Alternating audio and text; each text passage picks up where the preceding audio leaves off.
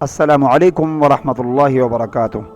ناظرین کرام، سیدنا صدیق اکبر رضی اللہ تعالی عنہ نے جو لشکر اسلام حضرت ربیعہ بن عامر رضی اللہ تعالی عنہ کی سرکردگی میں ملک شام کی طرف روانہ فرمایا تھا، اس لشکر کو اللہ کریم نے تبوک کے مقام پر شاندار فتح نصیب فرمائی۔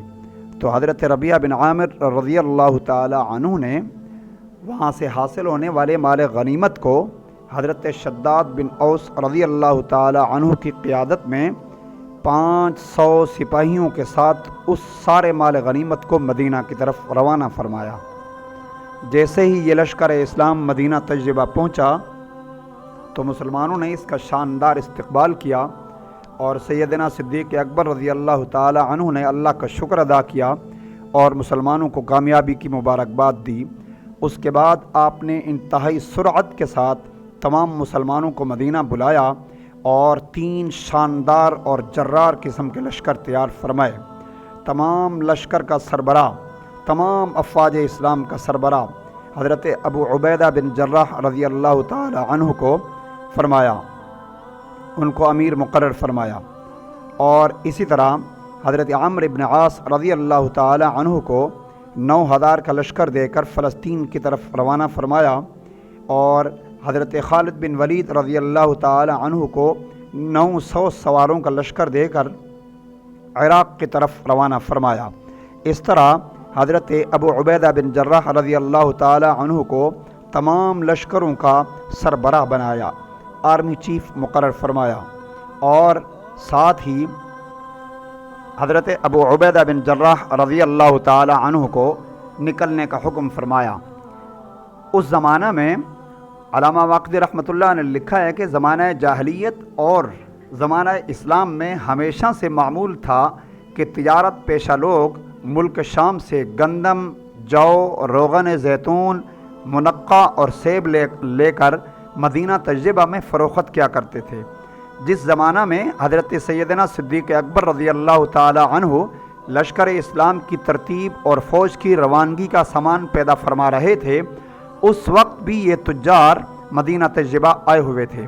ایلا اور فلسطین کے متعلق حضرت ابو بکر صدیق رضی اللہ تعالی عنہ نے حضرت عمرو بن عاص کو جو احکام فرمائے تھے، ان تاجروں نے بھی سن رکھے تھے۔ ہرقل بادشاہ روم سے جا کر انہوں نے یہ ساری خبریں بتا دیں، اور اسی طرح جنگ تبوک میں جس میں مشرکین کو زبردست قسم کی ہزیمت ہوئی، سب بیان کر دیے۔ ہرقل نے تمام ارکان دولت، ماہرین فن حرب اور پادریوں کو جمع کر کے انہیں اس خبر سے مطلع کیا اور کہا کہ اے بنی اصفر، یہ وہی معاملہ ہے اور قصہ ہے جس کی خبر میں مدت سے تم کو دیا کرتا تھا۔ اس نبی کے اصحاب یقیناً میرا تاج اور تخت چھین لیں گے، اور وہ وقت بہت قریب ہے کہ جب وہ اس ملک کے مالک بن جائیں گے۔ تبوک میں جو تمہاری فوج تھی وہ کاٹ ڈالی گئی۔ محمد صلی اللہ علیہ وسلم کے خلیفہ نے تمہاری طرف لشکر اسلام روانہ کر دیا ہے۔ ان قریب مدینہ سے وہ یہاں پر پہنچتا ہی ہے۔ اسی وقت مناسب یہی ہے کہ تم سب خوددار بن جاؤ، اپنے دین اور شریعت، اہل و عیال اور جان مال کی حفاظت کے واسطے دل کھول کر لڑو۔ تبوک کی بری طرح شکست کو سن کر لوگ سارے کے سارے تبوک کے مقتولین کی یاد میں رونے لگ گئے۔ ہرقل نے کہا، رونا بند کرو، مردوں کی طرح جیو۔ میری خواہش ہے کہ تم اجنادین کے مقام پر اپنی فوج کو اکٹھا کرو اور مسلمانوں کے مقابلے کے لیے تیار ہو جاؤ۔ ہرقل کے ایک وزیر نے کہا، اے بادشاہ، ہماری خواہش ہے کہ آپ اس عرب تاجر کو ان لوگوں کے سامنے بلائیں تاکہ ہم بھی اس کی دی ہوئی خبر کو سنیں، دریافت کریں۔ ہرقل نے ایک سپاہی کو حکم دیا کہ جا کر اس ایک تاجر کو بلا کے لائے۔ وہ سپاہی گیا اور نصرانی قوم کے ایک جو قوم لخم سے تعلق رکھتا تھا اس کو لے کر حاضر ہوا۔ ہرقل نے اس سے دریافت کیا کہ اے شخص، اے تاجر، مدینہ تجربہ سے آئے ہوئے تمہیں کتنے دن ہو گئے؟ اس شخص نے کہا، مجھے 25 دن ہو گئے۔ ہرقل نے کہا، مسلمانوں کے سردار کون شخص ہے؟ نصرانی نے جواب دیا کہ سردار عرب کا نام ابو بکر ہے۔ پھر ہرقل نے پوچھا کہ اس نے کیسا لشکر ترتیب دیا؟ تو اس نے کہا اس نے ایک لشکر کو مرتب کر کے تمہارے ملک کی طرف روانہ کیا ہے۔ میں نے ان لوگوں کو اچھی طرح دیکھا ہے، بڑے چست و چالاک، مستعد اور مضبوط آدمی تھے۔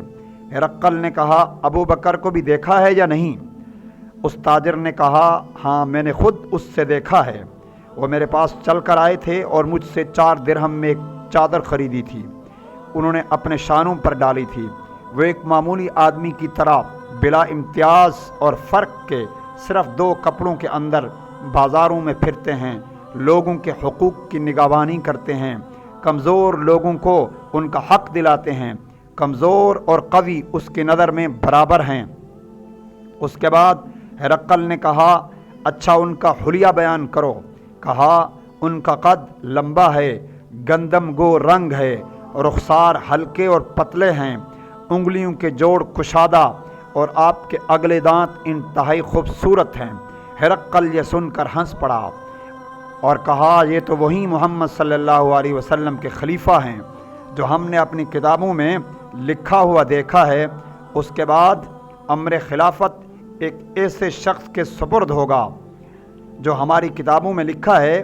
جو دوسرا شخص منصب خلافت پر آئے گا وہ کالی آنکھوں والا ہوگا، دراز قد ہوگا، گندمی رنگ کا ببر شیر ہوگا۔ اس شخص کے ہاتھوں اللہ فتح اور دشمن کی جلاوطنی لکھ دی گئی ہے۔ نصرانی بولا کہ ایسے شخص کو بھی میں نے ابو بکر صدیق کے ساتھ دیکھا ہے، وہ کسی بھی وقت ان سے جدا نہیں ہوتا۔ ہرقل نے کہا مجھے کامل یقین ہو گیا ہے، میں نے پہلے ہی رومیوں کو سمجھایا تھا اور فلاح و بہبود کی دعوت دی تھی، مگر میری ایک نہ سنی گئی اور اطاعت سے انکار کر دیا۔ اب رومی بہت جلد سوریہ سے نکال دیے جائیں گے۔ حضرت عمرو بن عاص رضی اللہ تعالی عنہ کا لشکر اسلام ایلا سے ہوتا ہوا فلسطین کے قریب جا پہنچا۔ وہاں جا کر انہوں نے ایک مقام پر پڑاؤ کیا اور اللہ تعالیٰ سے مدد چاہی۔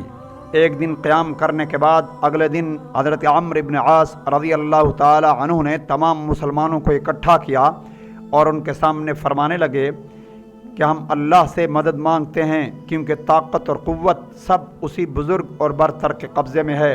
پھر آپ اصحاب رسول صلی اللہ علیہ وسلم سے مخاطب ہوئے اور فرمایا لوگو میں اور آپ امر جہاد میں برابر ہیں، اللہ کے دشمنوں کا مقابلہ اللہ تبارک و تعالیٰ سے استعانت اور مدد مانگو اور اپنی شریعت اور دین کے واسطے دل کھول کر لڑو۔ جو شخص ہم میں سے قتل ہو گیا وہ شہید اور جو باقی رہا وہ سعید۔ یہ سن کر ہر شخص اپنی اپنی عقل اور رائے کے مطابق مجھے مشورہ دے کہ ہم کس طرح لڑیں۔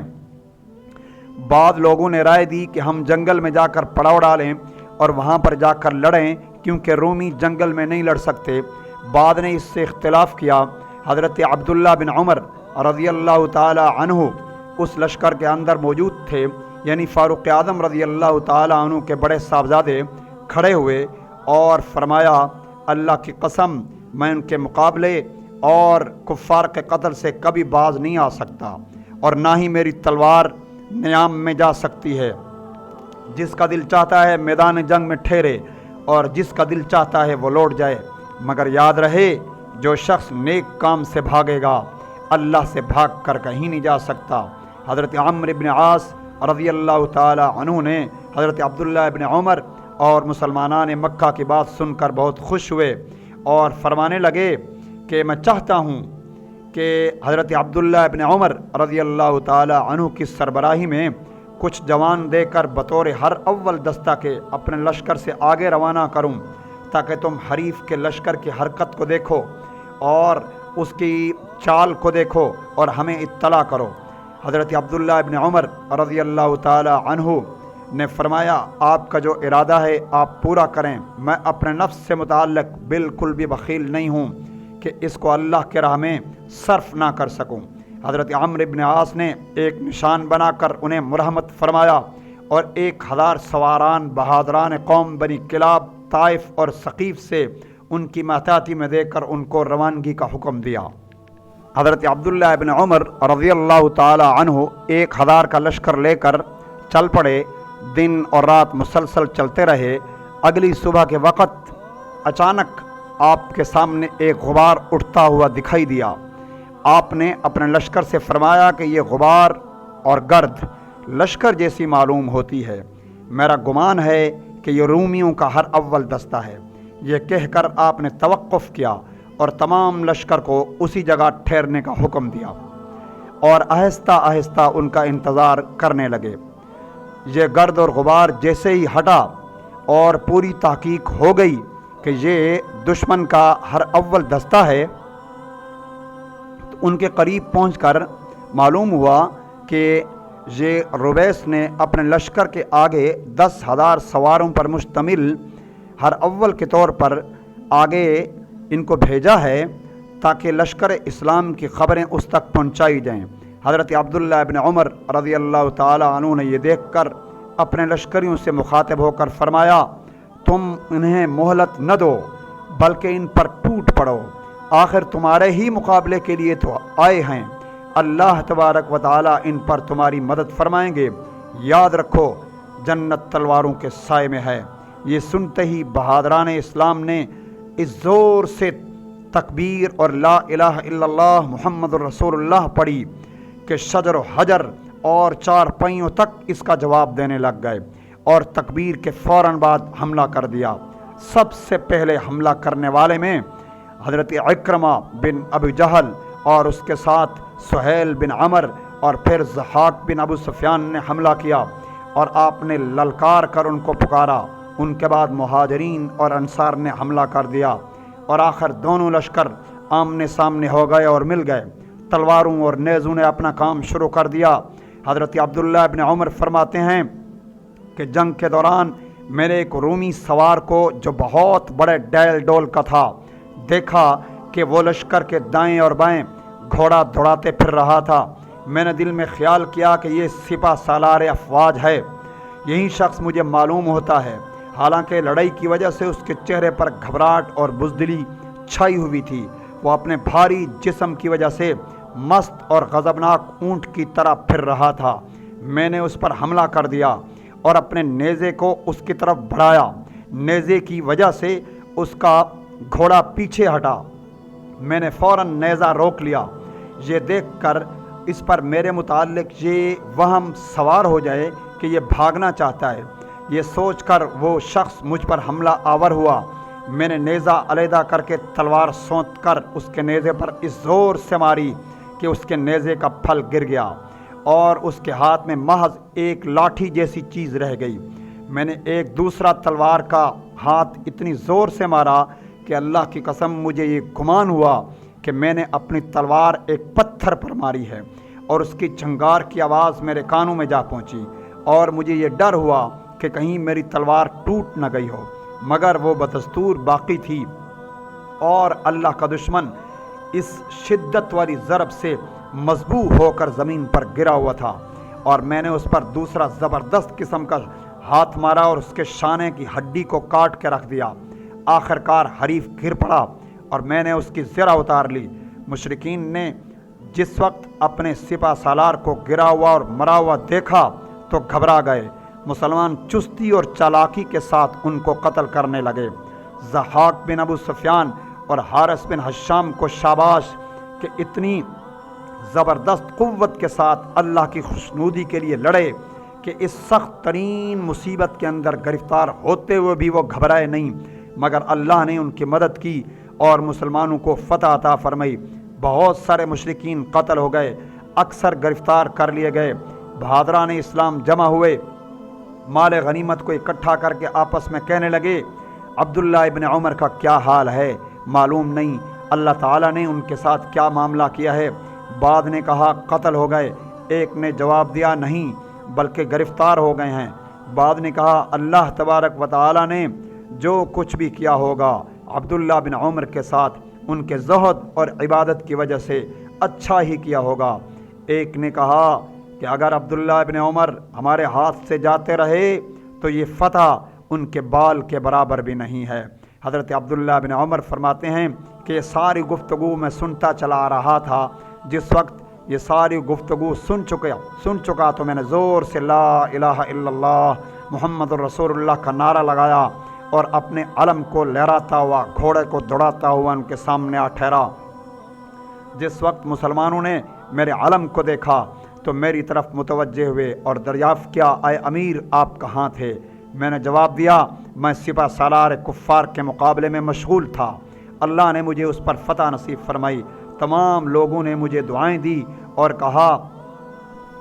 کہنے لگے اے امیر آپ کو فتح مبارک ہو۔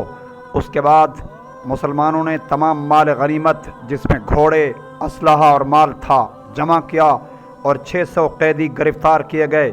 مسلمانوں کی طرف سے حسب ذیل 7 آدمی شہید ہو گئے، ان میں سراقہ بن عدی، نوفل بن عامر، سعید بن قیس، سالم مولا عالم بن بدری، عبداللہ بن خویلد المازنی، جابر بن راشد الحضرمی، عوس بن سلمہ المحزنی رضی اللہ تعالی عنہم اجمعین، یہ سارے شہید ہو گئے۔ اس لشکر اسلام نے ان مسلمانوں کو جنازہ پڑھایا اور ان کو سپرد خاک کیا۔ یہ لشکر اسلام شادہ اور فرحہ حضرت عمرو بن عاص کی فوج کی طرف واپس لوٹا اور وہاں پہنچ کر آپ سے ساری کی ساری سر گزشت بیان کی۔ حضرت عمرو بن عاص رضی اللہ تعالی عنہ یہ سن کر بے حد خوش ہوئے، اللہ تبارک و تعالی کی نعمت اور نصرت پر شکر ادا کیا۔ پھر آپ نے قیدیوں کو بلا کر دریافت کیا کہ کیا تم میں سے کوئی شخص ایسا ہے جو عربی جانتا ہو؟ شام کے 3 آدمی عربی جانتے تھے، انہوں نے اقرار کیا۔ آپ نے ان سے لشکر اور سپہ سالار کے متعلق چند باتیں دریافت کیں۔ انہوں نے کہا کہ اے گروہ عرب، روبیس کو ہرقل نے 1 لاکھ فوج دے کر آپ کے مقابلے کے لیے روانہ کیا ہے اور ہدایت کی ہے کہ کسی شخص کو ایلا میں داخل نہ ہونے دیں۔ روبیس نے اس شخص کو جس سے آپ حضرات کا مقابلہ ہوا ہر اول بنا کر آپ کی طرف بھیجا تھا۔ روبیس کی فوج بہت جلد راتوں رات یہاں پر پہنچتی ہے، چونکہ روبیس مملکت روم میں اہل عرب کے مقابلے کے لیے فرد واحد ہے، اس سے بہتر فنون حرب اور جاننے والا اور قابل شخص کوئی اور نہیں ہے، لہذا وہ تم سب کو ہلاک کر دے گا۔ آپ نے یہ سن کر فرمایا، مجھے امید ہے کہ اللہ تبارک و تعالی ہمیں اس کو اسی طرح قتل کرنے کی توفیق دے گا جس طرح کہ ہم نے اس کے ہر اول دستے کے لشکر کو مار گرایا ہے۔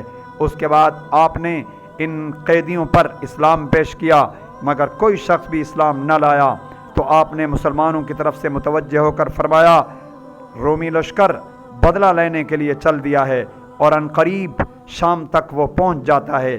ان قیدیوں کو چھوڑنا گویا اپنے سر پر بلا لینا ہے، لہذا ان سب قیدیوں کو قتل کر دیا جائے۔